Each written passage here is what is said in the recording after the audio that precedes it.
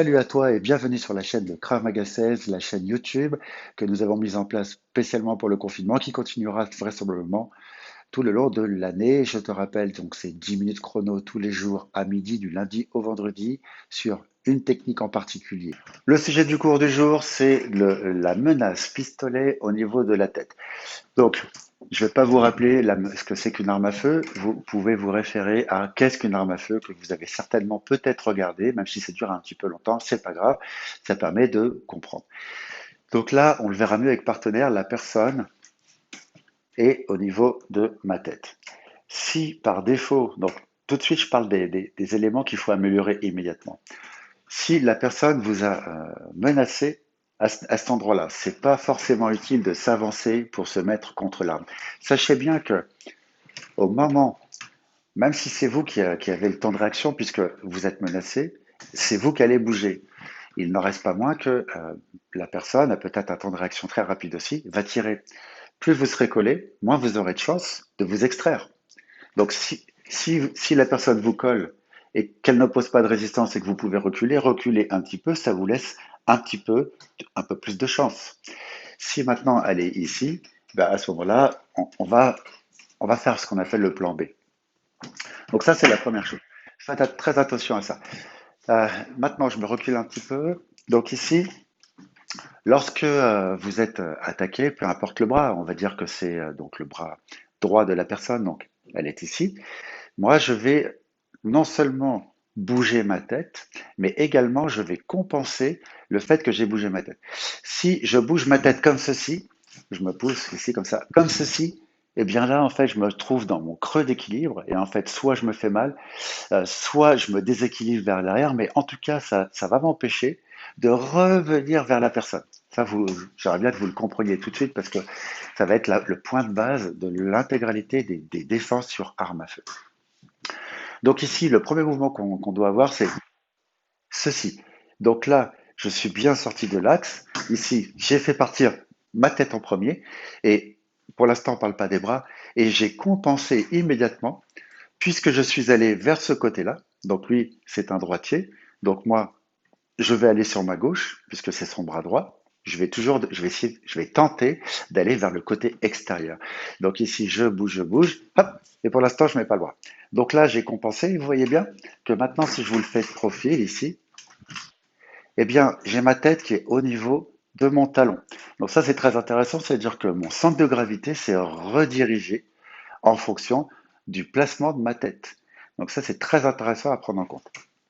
Ensuite, alors on dit souvent c'est d'abord la tête puis suivi de la main, mais en réalité c'est les deux qui sont en même temps. On ne peut pas faire autrement, on ne peut pas faire ça et ça, puisque là j'aurai toujours un temps de retard. Sachez bien qu'au moment où vous allez bouger votre tête, la personne peut juste faire ce mouvement-là.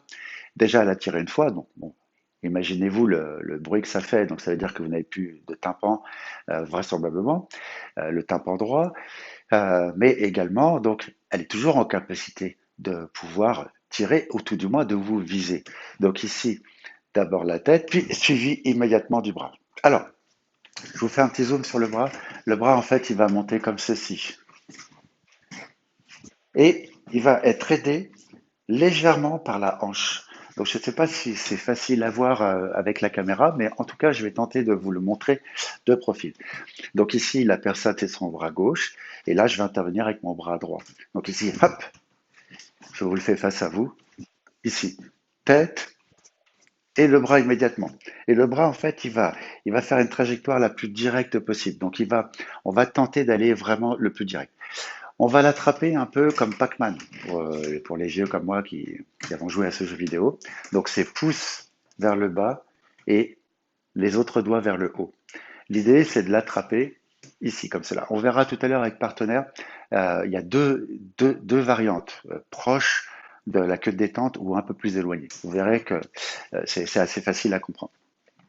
Alors, une fois que j'ai extrait ma tête, que j'ai compensé le fait que ma tête elle aille vers l'arrière, puisqu'on dit souvent que la tête est plus lourde que le reste du corps, et que j'ai attrapé donc la culasse, ici l'objectif maintenant c'est de trouver un chemin pour frapper la personne. Donc là je viens baisser, je baisse, je baisse, je baisse, je baisse.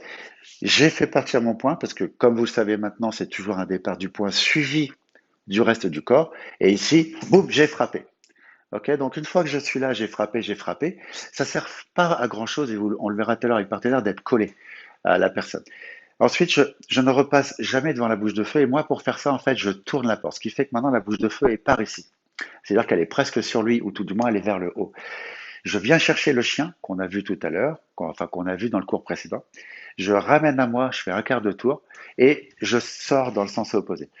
Pour bien faire, je peux scanner rapidement à droite et à gauche, mais surtout ce que je vais faire, je vais me décaler soit sur ma droite, soit sur ma gauche. Donc là, comme j'ai ma jambe gauche qui est devant, donc vous voyez que là, ici, je simule, hein, j'ai le doigt qui est pas sur la queue de détente. Donc je vais, en même temps que je me déplace, taper, raquer, taper, raquer plusieurs fois, et je me décale légèrement sur mon côté. Ce qui va m'éviter d'être dans la course de la personne qui pourrait éventuellement me suivre. Ok, on voit avec partenaire, donc au niveau de la tête, le premier mouvement à faire, c'est un mouvement de la tête que je vais immédiatement compenser avec un recul du pied correspondant à la main qui va aller chercher l'arme. Alors, jusqu'à maintenant, on n'a pas encore vu, on a deux façons. Je vous l'ai indiqué dans la longue présentation que j'ai faite. Je vous ai indiqué qu'on pouvait prendre l'arme de deux façons. Soit on vient chercher directement au niveau du doigt, d'accord. Soit on vient chercher au niveau du canon, donc de la culasse, le début de la culasse où il y a la bouche de feu.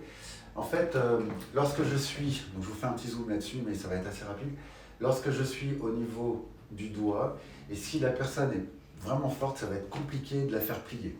En revanche, si je suis au début de l'arme, même si la personne, dans un premier temps, peut reculer vers l'arrière de façon assez précipitée, ici, je vais pouvoir avoir un meilleur levier sur l'arme en elle-même. Donc, à vous de choisir.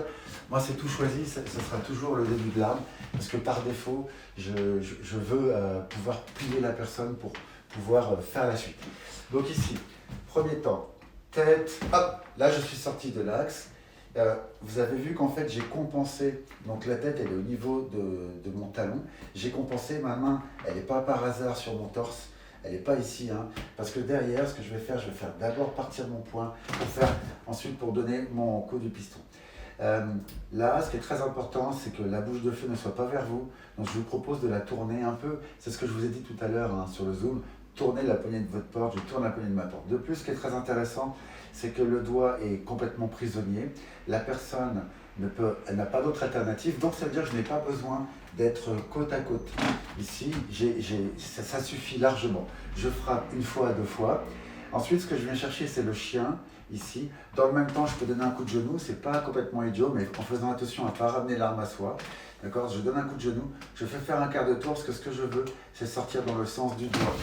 D'accord. Dans l'absolu, et pour finir là-dessus, dans l'absolu, je pourrais partir comme ça, donc lui casser complètement la main, mais disons que la personne risque de me suivre puisqu'elle va être en compensation. Donc là, l'idée, c'est vraiment, j'ai frappé, je viens chercher le chien, je fais attention à jamais repasser devant la bouche de feu, j'ai frappé, je fais mon quart de tour, pardon, et je ressors avec l'arme. Merci. Et je vous propose qu'on le fasse ensemble. Donc, il y a plusieurs temps. Donc, ici, tout le monde avec la main gauche. Donc, ici, je fais partir ma tête. Hop, ça c'est parti. C'est le premier temps. Ensuite, le deuxième temps, je fais en sorte de baisser légèrement le bras pour pouvoir passer ma frappe. Ici, c'est un piston. J'ai frappé. Deuxième temps. Puis, je viens chercher le chien. Je ramène à moi pour être dans la sortie du doigt. On a fait un zoom tout à l'heure avec mon partenaire d'entraînement. Et enfin, je sors, je tape, je raque, tac, tac, je scanne et je vais légèrement sur ma gauche ou sur ma droite. Maintenant, si on le fait avec ce bras-là, donc c'est votre bras droit. Donc ici, 1. Ok, donc vous avez vu, je vous regarde, mais c'est ce qu'il va falloir faire aussi avec votre partenaire. Je ne peux pas me permettre d'avoir la vision par ici, argant du fait que mon corps est dirigé par là. Effectivement, je suis de trois quarts, mais je vais devoir faire l'effort de garder mon regard vers vous. Donc, autrement dit, avoir toujours une prise d'information. C'est très important d'avoir une prise d'information. Donc ici, 1. Donc je baisse. Là, j'ai mon bras, il était déjà positionné sur mon torse. Au moment où je baisse, je tourne ma poignée de porte vers l'intérieur, d'accord, vers la personne. Hop, j'ai passé mon bras, je frappe.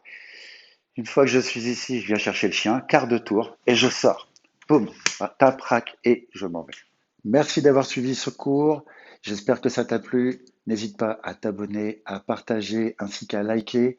Donc, je te rappelle, je l'ai dit en introduction, mais je le dis aussi en conclusion, que nous avons des cours tous les jours sur un format de 10 minutes. Donc, 10 minutes, ça passe très très vite sur des techniques en particulier. Soit tu améliores, soit tu apprends les techniques de Krav Maga. Évidemment, ça ne remplace pas un cours collectif, mais les cours collectifs reprendront très certainement au mois de septembre, où nous t'attendons nombreux dans les cours, où que ce soit. À très bientôt et en attendant, continue de t'entraîner.